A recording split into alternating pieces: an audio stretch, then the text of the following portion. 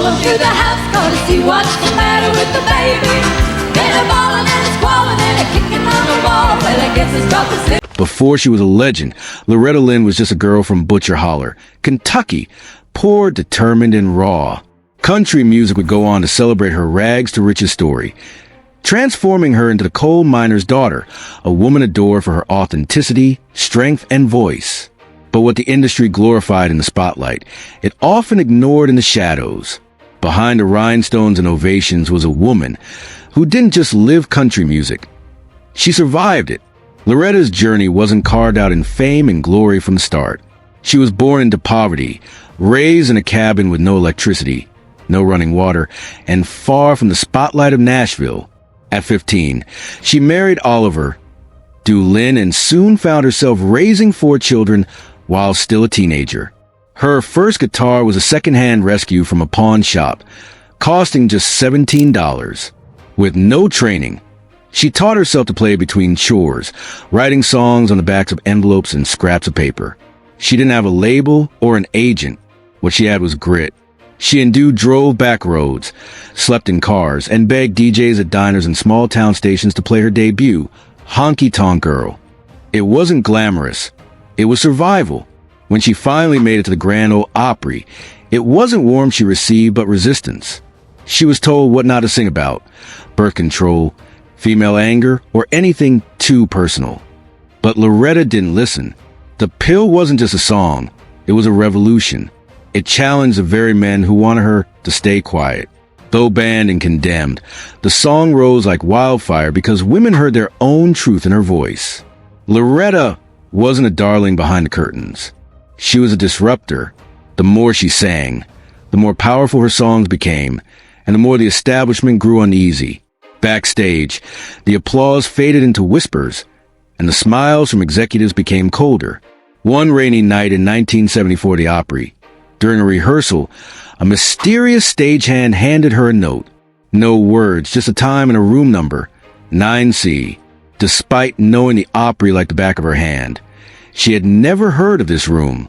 After the rehearsal, unable to resist her curiosity, she followed a hallway rarely seen by performers. It was silent, dim, and unfamiliar. At the end stood a door with no sign, no handle, only a brass keyhole and a faint hum. When she knocked, it opened. Inside was a single chair, a single lamp, and a man in a tailored charcoal suit. He wasn't famous, but Loretta knew of him. He was one of those shadowy figures behind the scenes, the kind that made decisions but avoided the spotlight. Without greeting her, he showed her the lyrics to a new song, one she hadn't performed yet and had only shared with 2 people. He read a single line and asked, "Do you want to sing this? Then you need to know which side of you we own." Loretta didn't answer.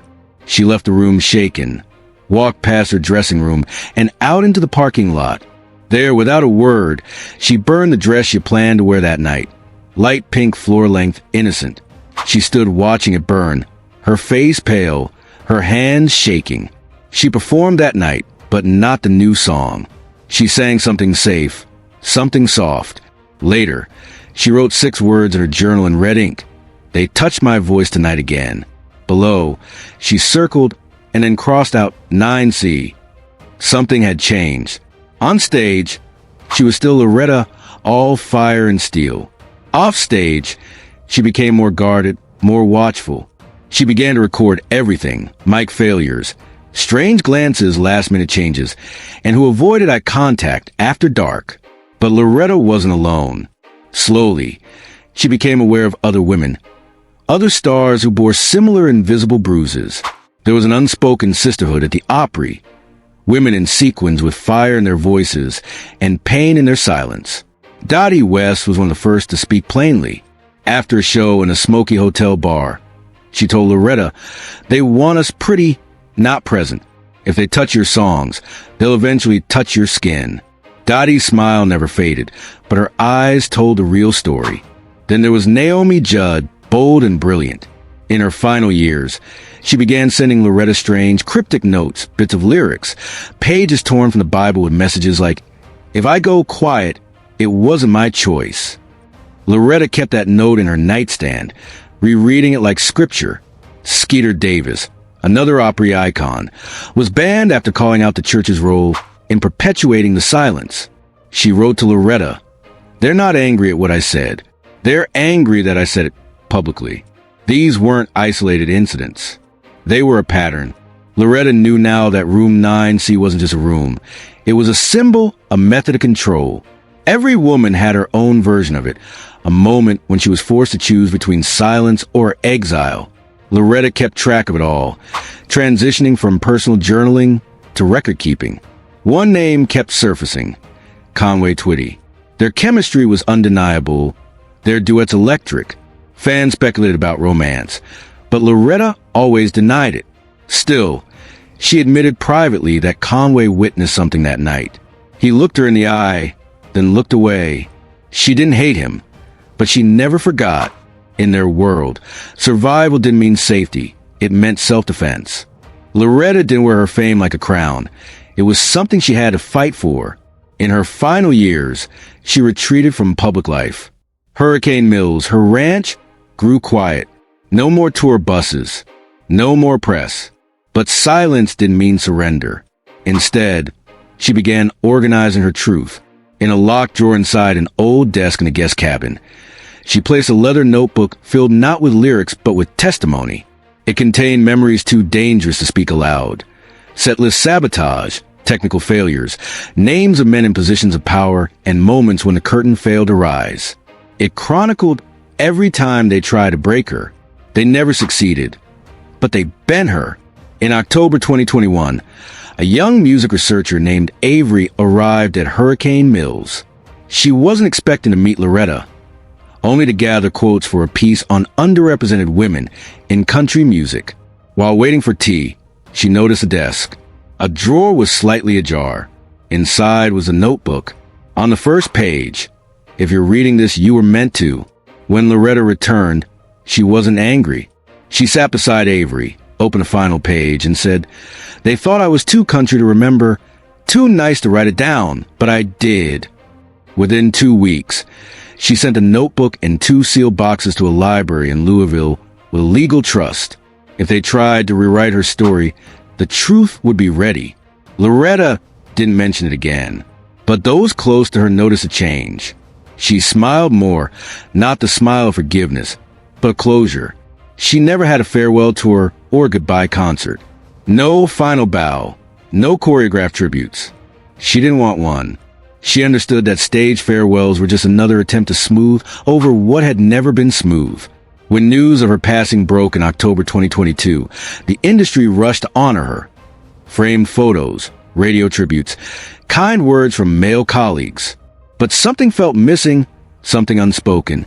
Because the truth wasn't in the tributes. It was in the whisper network she left behind. Young female performers began circulating scanned copies of her journal. They spoke of Room 9C not as a myth, but as a warning. The Hall of Fame didn't tell the whole story, but the changing rooms did. New artists began invoking Loretta's name on stage, not as a legend, but as a battle cry. One of them found a phrase she'd scrawled in red ink above a mirror. "They can take the stage, but they will never own the song." And somewhere beneath the Grand Ole Opry, a place built on reverence, tradition, and silence, there remains the shape of a door. No label, no knob. It isn't marked anymore, but it isn't forgotten, because Loretta Lynn didn't leave behind a curtain call. She left behind something louder, more lasting.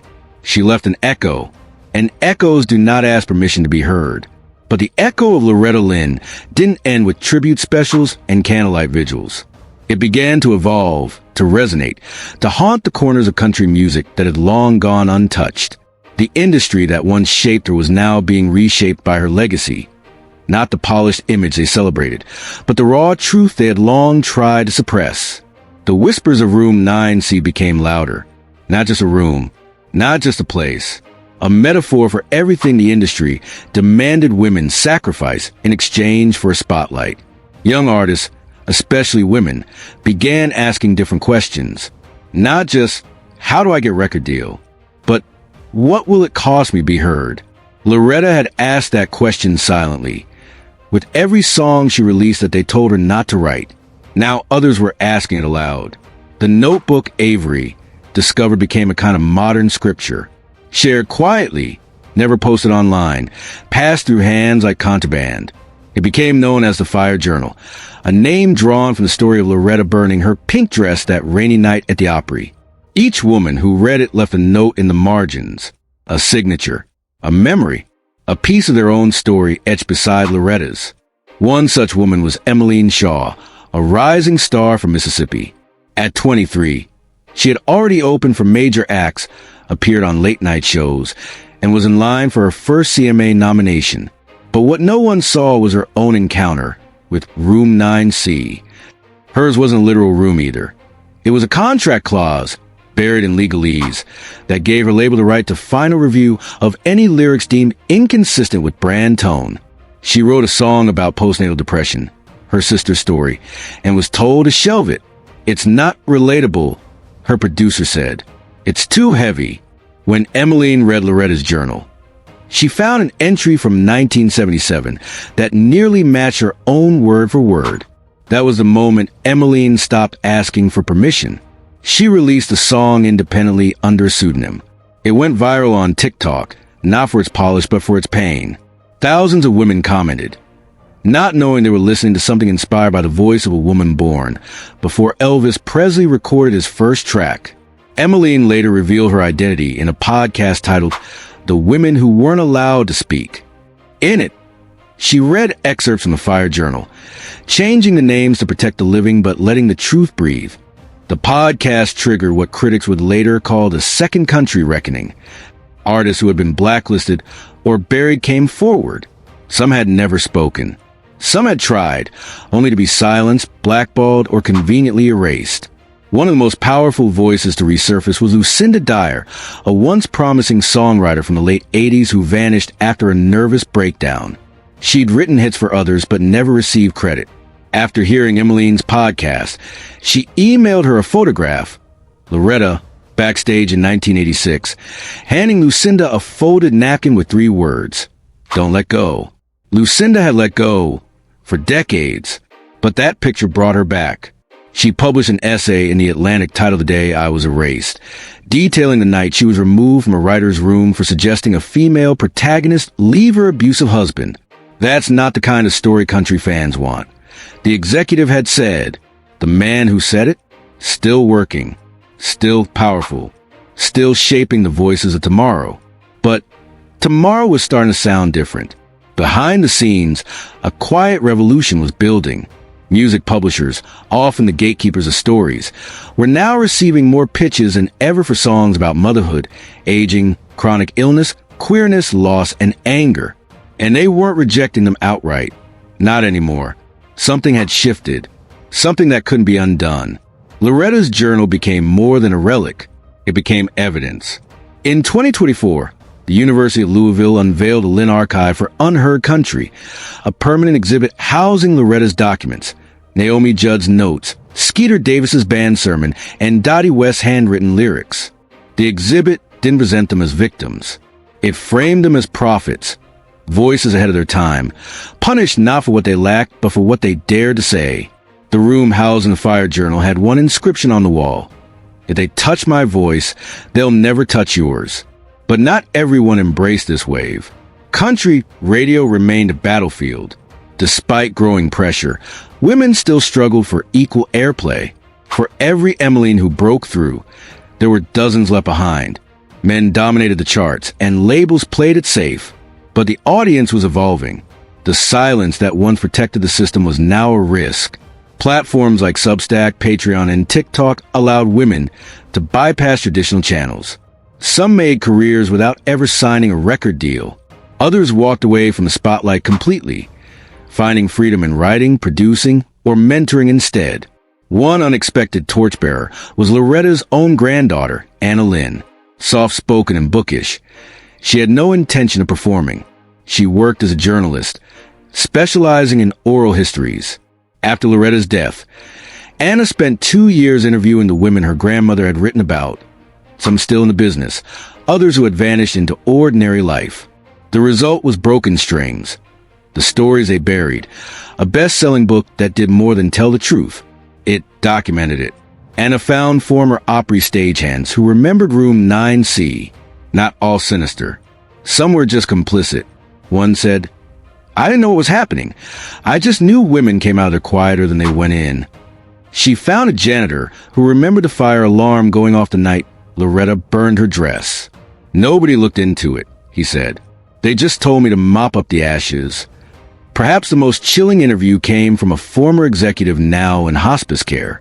He refused to be named, but he confessed to being in the room when Loretta was first threatened with blacklisting if she released Rated X.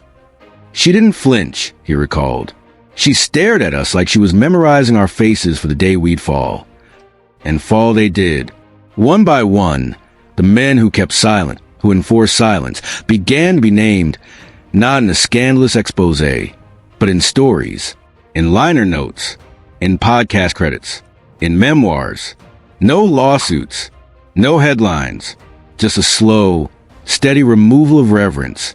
Their power didn't collapse overnight. It eroded. By 2025, a new award was introduced at the Country Music Awards, the Lynn Flame, given not for popularity, but for courage in songwriting. The first recipient wasn't a chart topper.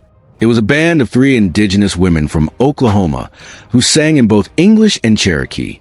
Their acceptance speech began with a simple phrase, "We were never meant to survive here, but we did." They cited Loretta. In her final interview, never aired, only transcribed, Loretta was asked what she wanted her legacy to be. She paused a long time before answering. "Not the records, not the fame. I want him to say I didn't look away. When it got hard, when it got ugly, I looked straight at it." That's what the new generation is doing now, looking straight at it. They sing songs Loretta never could, about lovers who didn't save them, about children they never had, about faith that faltered, about justice that never came. And in every chorus, every verse, there's a trace of her, not just a coal miner's daughter, but the woman who burned her innocence in a parking lot and walked on stage anyway. Because that's the real story.